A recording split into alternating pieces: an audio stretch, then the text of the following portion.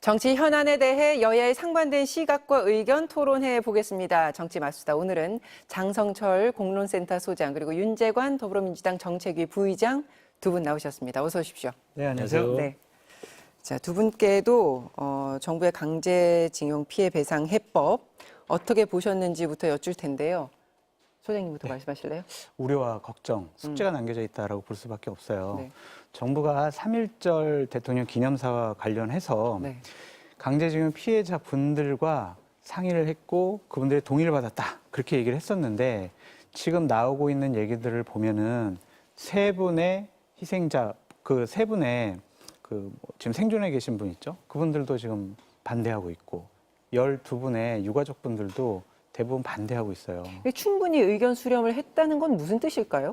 그러니까 그분들에게 자 우리 이렇게 배상 문제, 사과 문제 이렇게 처리할게요. 동의하십니까? 동의하시면 저희가 이런 식으로 일을 진행하겠습니다.라고 충분히 얘기했다는 거죠. 네. 처음에 그렇게 발표를 했는데 외교부에서 결국에는 지금 그게 아니었던 것 같아요. 이분들의 반발이 지금 심하다. 그것은 커다란 우려와 걱정을 낳게 될 수밖에 없다라는 점. 그리고 이제 숙제가 남겨져 있는 것은 뭐냐면 정부에서는 자 미래의 협력자 관계로 가겠다 이렇게 얘기를 했잖아요.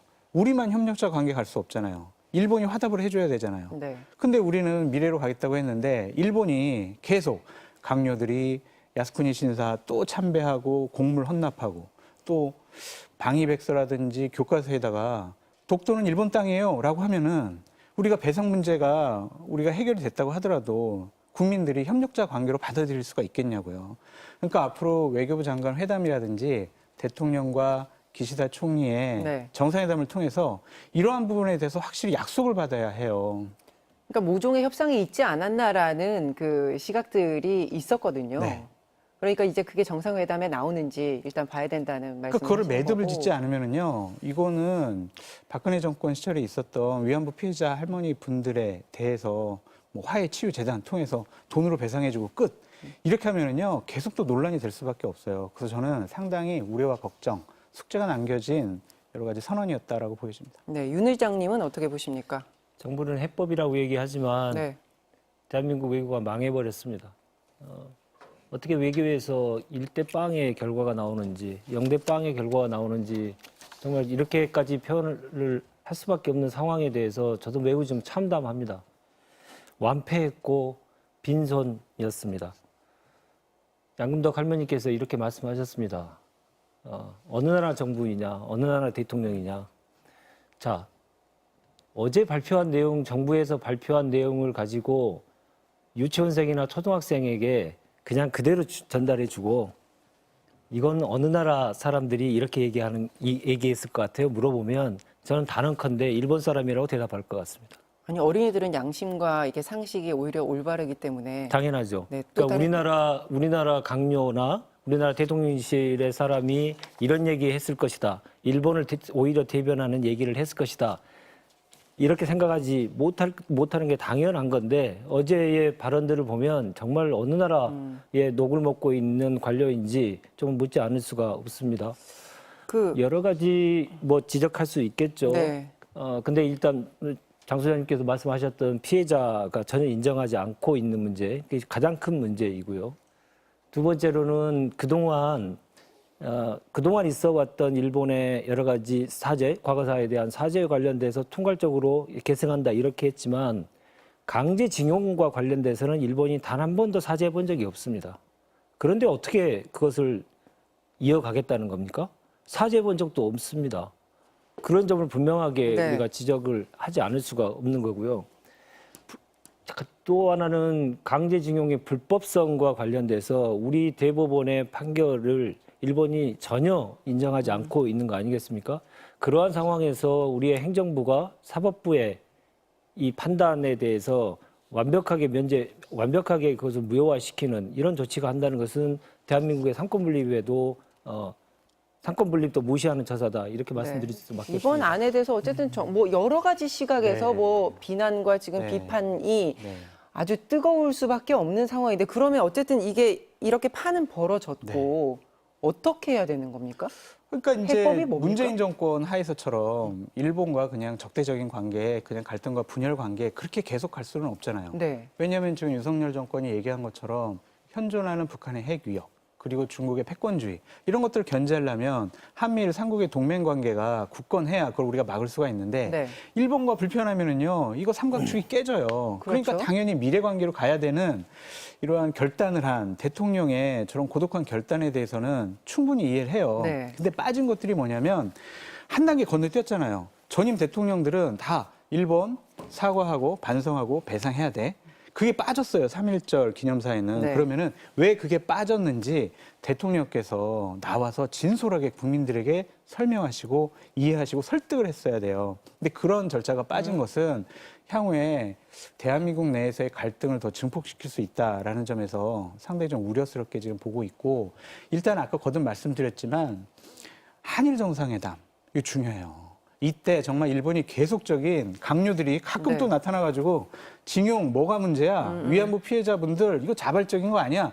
이런 식의 망언을 하게 되면은요 이번에 대통령의 결단은 다 물거품 돼버려요. 그러니까 그런 말 절대로 못하도록 하고 독도 문제와 관련해서는 어느 정도 확실하게 선긋기를 해야 된다. 안 그러면은요 이번 건 때문에 아니 권력을 잡았다고 과거의 역사적인 사실과 인식을 바꿀 수가 있어? 그게 맞아? 라는 비판으로부터 자유로울 수가 없다. 그렇게 말씀드립니다. 앞으로 다시는 일본 정치인들이 망언하지 않게끔, 그리고 독도 문제에 대해서는 명확하게 네. 더 이상 거론되지 않게끔 이런 거라도 확실하게 이번에 그럼요. 한일 정상회담에서 받아내야 맞습니다. 된다. 어떤 해법이 있다고 생각하세요? 정부는 결단이라고 얘기하지만 결단이 아닙니다. 왜냐하면 상대가 있는 사안이지 않습니까? 일본이라는 상대가 있으면 결단을 했다면 일본도 화답을 해야죠. 그러면 어제와 같은 우리 정부의 일방적인 발표가 아니고 일본 정부와 함께 합의문을 한다든가 김대중 오부치 선언을 하는 것처럼 공동 선언을 발표를 하든지 이런 형식을 띄었어야죠. 일방적으로 우리만 가서 무릎 꿇는 거 아니겠습니까? 그래서 국민들이 더욱더 자존심이 상하고 우리의 국력에 맞는 외교력을 하나도 보여주지 못하고 왜 일본에게 저렇게 저자세 외교를 계속하느냐 이런 질문을 계속할 수밖에 없습니다. 대통령이 결단이라고 아무리 그래도 결단이라고 표현을 하려면 그동안 쌓아오는 마일리지가 좀 있어야죠. 근데 그동안에 일본에 대한 대통령의 마일리지는 기억나십니까? 일본이 뉴욕에 가셔가지고 유엔 총회 때 가셔서 일본과 30분 대화하는데 태극기도 없이 그렇게 찾아가가지고 굽신거리듯 찾아가서 하는 정상회담을 대한민국 국민들이 봤고요. 네. 3.1절 기념사에 식민사관을 우리나라 대통령이 얘기할 줄 몰랐다라고 하는 그런 깜짝스러운 그 기념사가 있었습니다. 이런 과정들이 있었기 때문에 결단이라는 표현을 국민들이 전혀 받아들이지 않는 것이죠. 그러니까 지금 이 현 상황에서 할 수 있는 게 뭐가 있을까요? 현 상황에서 제일 저는 할 수 있는 일보다는 오히려 여기서 더 악화되지 않게 할 수 있는가, 저는 그게 더 궁금합니다. 왜냐하면 그동안 쭉 윤석열 정부에서 어떤 위기 상황이 오면 항상 해왔던 패턴이 있습니다. 적을 만들죠.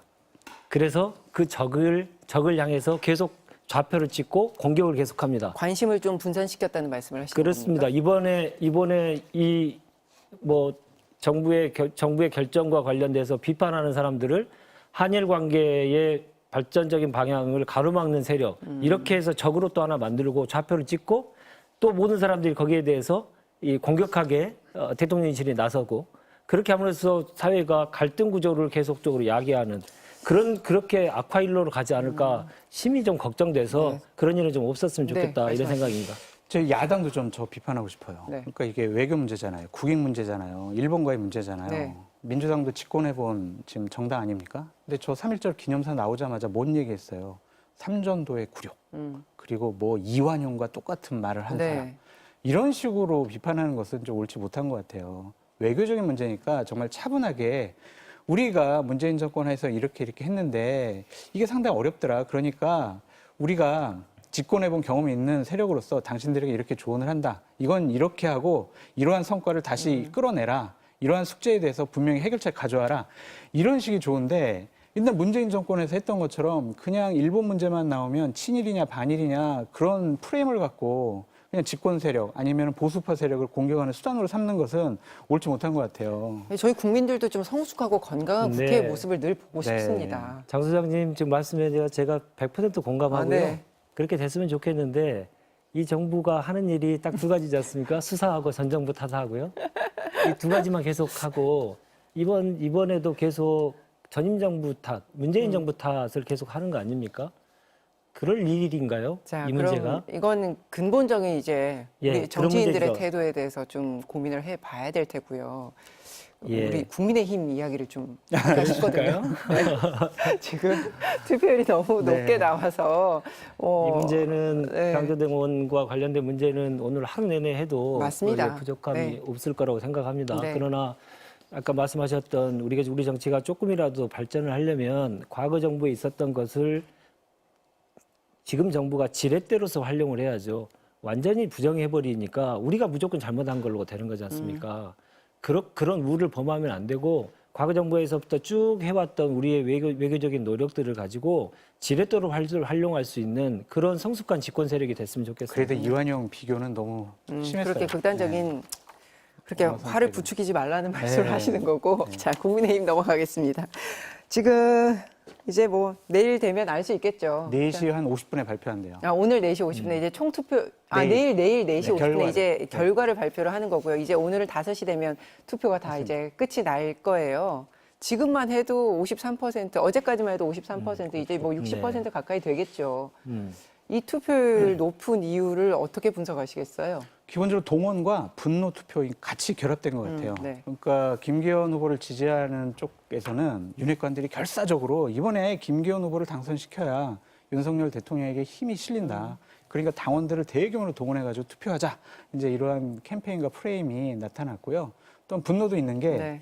아니 도대체 이준석 대표가 왜 나와가지고 또 윤석열 대통령을 해코지 하려고 그래. 그래서 더 윤석열 대통령을 강하게 지지하고 옹호하는 그룹에서는 이준석 미워하니까 나 나가서 윤석열 대통령 지켜야지 하고 김기현 후보한테 찍는 경향이 맞는 것 같고 반대적으로는 아니 도대체 지금 대통령과 대통령실 그리고 윤핵관들이 전당대회에 이렇게 불법적으로 개입하는 게 맞아?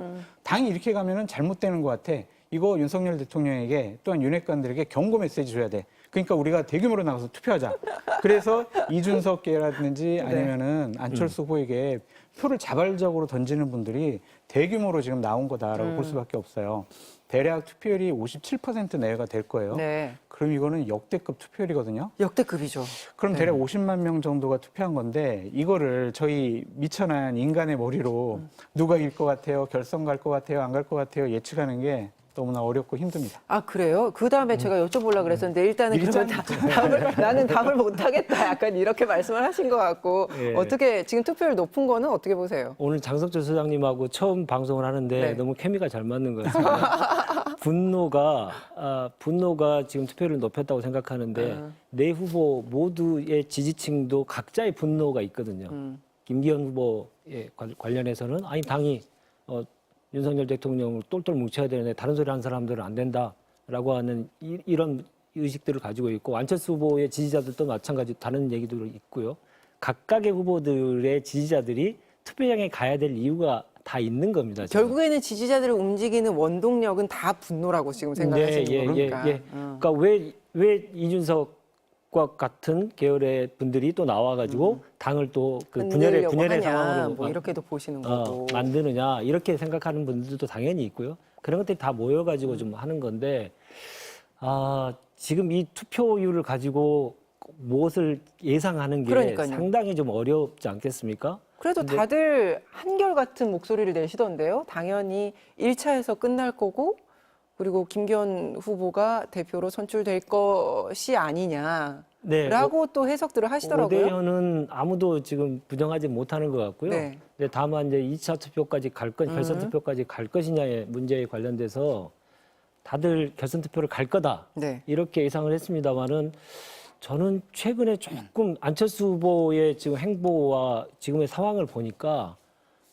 안철수 후보가 좀 버텨줘야 이게 사실은 결선 투표까지 갈 수 있을 것 같은데 안철수 후보가 너무 뒤처지는 것 같습니다. 생각보다. 네. 그거는 아마 장수가 제일 잘해야 될 일이 때를 아는 건데 나가야 될 때와 물러서야 될 때 그 때를 알아야 되는데 그걸 잘 못하시는 것 같아요. 안철수 후보가 어떤 때를 어떻게 이용했어야 된다고 생각하세요? 아니, 대통령실에서 아무 말도 하지 않으면 아무 일도 없을 것이다 이런 얘기 할 때 시체말로 들이받아야죠.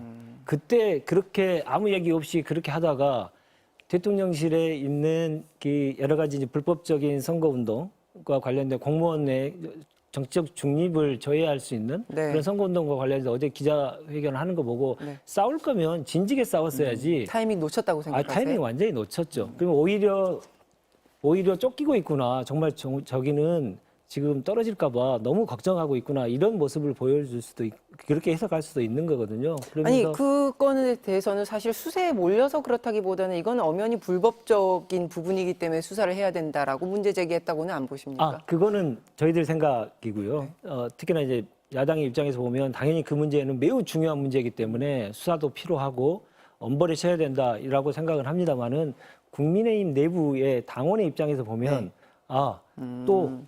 또 분열로 가는 것이냐 이런 얘기들도 나올 수가 있거든요. 근데 그런 양단이 다 있기 때문에 역결집 현상도 일어날 수 있는 상황이어서 안철수 후보가 점점 수세에 몰리는 거 아닌가 싶습니다. 그러니까 제가 이제 각 캠프에 전화를 해봤어요. 네. 친한 사람들이 거기서 있어가지고 자 김기현 캠프에 전화해가지고 어떻게 될 거 아니야 그랬더니 확실하다 자기네들이 그러겠죠. 지속적으로 여론조사를 했는데 너무 잘 나온다는 거예요. 그래서 자기 그냥 내부적으로 이제 돌려봤을 때 네. 여론조사를 해봤을 때 당원들의 마음은 확실하게 우리한테 있다라고 이제 결론이 났다는 거죠. 너무 잘 나온대요. 그것도 저희가 뭐 이길 것 같아요가 아니라 너무 네. 잘 나와서 우리가 그냥 1차에서 끝납니다. 확실합니다. 그런 식의 얘기를 하더라고요. 다른 후보는요? 그래가지고 또 하나가 그렇게 그럼 확실한데 왜 대통령실에 있는 행정관들이 왜 이런 식의 무리수를 두냐 그랬더니 걔네들 왜 그런지 모르겠다고. 그러니까 본인들은 모르겠다고 계속 그렇게 하는 그렇게 거잖아요. 하더라고요. 근데 과연 이게 모르게 이런 일들이 진행됐을까? 그냥 자발적으로 대통령실에 있는 행정관들이 네. 알아서 그냥 김기현 후보를 돕기 위해서 저런 일을 벌였을까라는 게 저의 이제 의심과 추측인데 아니라고 하니 알 수는 소장님께서는 없죠. 그러면 김기현 후보 캠프 측의 개입이 있었을 거라고 보십니까? 그건 되게 위험한 발언인데 일단은 다 지인들이에요. 그러니까 서로 그냥 암묵적으로 좀 도와줘야 되겠다는 생각도 했을 거고 우리 이런 부분이 있는데 같이 한번 좀 여러 가지 걱정도 좀 해보자. 그런 얘기는 그러니까 서로 오간 것 주고받았다고 같아요. 생각하세요? 그러니까 암묵적인 아니면 명시적인 지시가 있었다기보다는 그러한 이제 인지상정 측에서 초코파이죠. 그냥 눈치만 보고 아는 거 그런 거라고 보여지고 그리고 천하람 후보 측에서는요 무조건 자기네들이 2등 가서 결선 간다 네. 그런 식으로 얘기를 해요.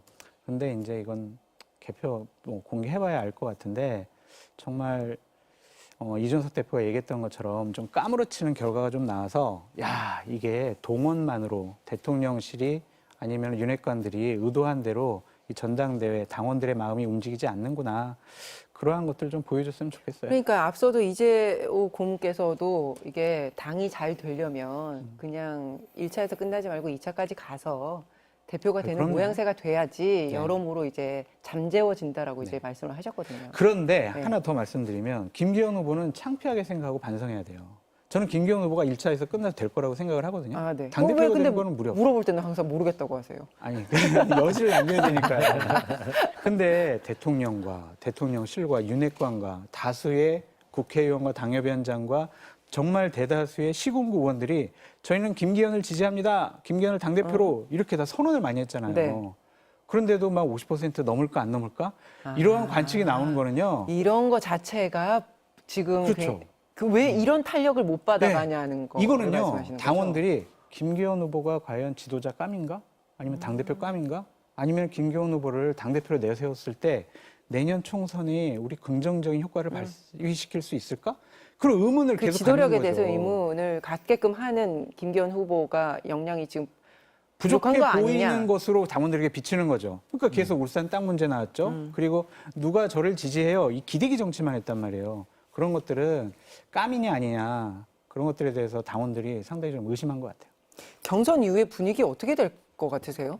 국민의힘 저는 국민의힘의 대표 리스크가 계속 갈 거라고 보세요? 아주 커질 것이다 생각합니다. 민주당의 대표 리스크보다는 낫다. 대표 리스크가 이제 민주당에 대한 걱정을 많이 해주셔서 감사한데요. 민주당보다는 국민의힘의 대표 리스크가 더 커질 것이다 생각합니다. 기본적으로 총선을 앞두고 당대표는 위기의 남자들입니다. 다들 그 리더십에 관련돼서 저항하는 세력들이 항상 있기 때문에 항상 어떤 사람도 당대표 총선을 앞둔 당대표는 항상 정치적인 생명에 위기에 봉착할 수밖에 없는데 그런 위기 플러스 자신의 문제까지 결합이 된 거 아니겠습니까? 네. 이번에 땅 투기 관련된 문제는 그냥 넘어가기는 어려운 문제이고요. 저는 이제 땅 투기 문제를 처음 나왔을 때 김기현 후보의 재산 공개 내역을 한번 봤어요. 네. 땅이 이렇게 많이 있으시길래 네. 그러면 다른 재산은 어떤가? 저는 깜짝 놀랐는데 울산에 상가가 4개나 더 계세요. 더 가지고 계시는 거예요. 네, 그러니까 네. 부동산을 너무너무 사랑하신 분이죠. 네. 어떻게 공직 생활을 그렇게 오랫동안 하시면서 판사 생활 하시고 시장하고 국회의원 사선까지 가시는 그 과정 속에서 지역구인 울산에 70몇 억 정도가 되더라고요. 다 합쳐보니까. 그런 그 부동산 관련된 이 재산을 계속 증식하신 걸 보면서 야, 저 땅 문제가 그냥 보통 문제로 끝나지 않을 것이다. 저는 그런 느낌이 들었어요. 대표 리스크가 계속 갈 것이다. 지금 당연히 그럴 수밖에 없고 또 하나는 지금 이번에 말씀하셨듯이 50% 네. 가까스로 넘었냐 마냐 이렇게 된 거 아닙니까? 그러면 결국은 김기현은 안 될 텐데 용산에서 도와줘서 된 거다. 그러면 용산에서 계속 빚이 있을 거 아닙니까? 그럼 당대표로서의 역할을 하기보다는 용산의 오더를 받아서 하는 그런 리더십을 보여줄 가능성이 크기 때문에 그 문제에 관련돼서는 당내에서 계속 또 이견이 많이 있고 저항도 많이 있을 것이다. 그래서 김기현 후보가 된다 하더라도 국민의힘의 당대표 리스크는 매우 커질 것이다. 이렇게 네. 생각합니다. 그래서 이제 당대표가 되면 당직 인선을 할 거 아니에요. 네. 그러면은 가장 중요한 게 사무총장이라고 보여져요. 왜냐하면 사무총장이 내년 총선 실무를 관장을 하잖아요. 네. 그러면 본인의 자발적인 그 뜻과 의지로 사무총장 임명할 수 있는가? 아니면은 용산에 오더를 받아가지고 사무총장 임명할 수 있는가? 그거를 눈여겨보면은 앞으로 김기현 당대표가 제대로 된 당대표를 할 것이냐, 아니면 바지사장 역할을 할 것이냐, 그런 거를 우리가 바로미터로 볼 수가 있을 것 같아요. 사무총장에 주목해라. 예, 거기 플러스 지명직 최고위원 한 명을 또 지명할 수 있지 않습니까? 그래서 지명직 최고위원을 어떤 사람을 할 것이냐. 그러니까 가령 예를 들어 좀 컷오프 때 소위 말해 윤핵관에 포함되는 많은 분들이 사실 컷오프 때 탈락을 하셨잖아요. 뭐 그런 분들과 가까우신 분들이 만약 지명직 최고위원이 더 들어온다. 그러면 말씀하셨던 여러 가지 해석들을 분명하게 할 수 있겠죠. 내일 경선 그 발표 이후에 할 얘기가 훨씬 더 많을 것 그럼요. 같고요. 네. 그 민주당 이야기 해볼게요. 어쨌든 정말 죄송한데 네. 이거는 정말 기강의 문제, 공직 기강의 문제이기 때문에 지금 아까 시간 끌게 하는 거예요. 침대 아까 논평 지금. 아까 얘기한 거 딱 한 가지만 얘기 드릴게요. 네. 제가 청와대에서 5년 근무를 했습니다. 청와대 행정관이 이번 선거와 관련해서 의견을 피력하고 어떤 특정 후보를 지지한 건에 대해서 지금 말씀하시는 거죠? 그거는 국가의 가장 기본적인 기강의 네. 문제이기 때문에 말씀을 꼭 좀 드리고 싶은데요. 5년 동안 있으면서 뭐 당내 선거도 여러 번 있었죠. 근데 그때마다 저희들은 어떻게 했냐면 여의도로 밥을 먹으러 가지도 않았습니다. 혹시나 그게 대통령께 누가 되고 그럼 그런 지침이 있었습니까? 예, 있었습니다. 그렇게 되면 딱 당내 선거 상황이 되면 저희도 공지가 뜨죠. 절대 오해받을 수 있는 일을 하지 마라. 그리고 공직기강 비서관실은 문자를 보냅니다. 어떤 짓 하다가 걸리면 끝난다.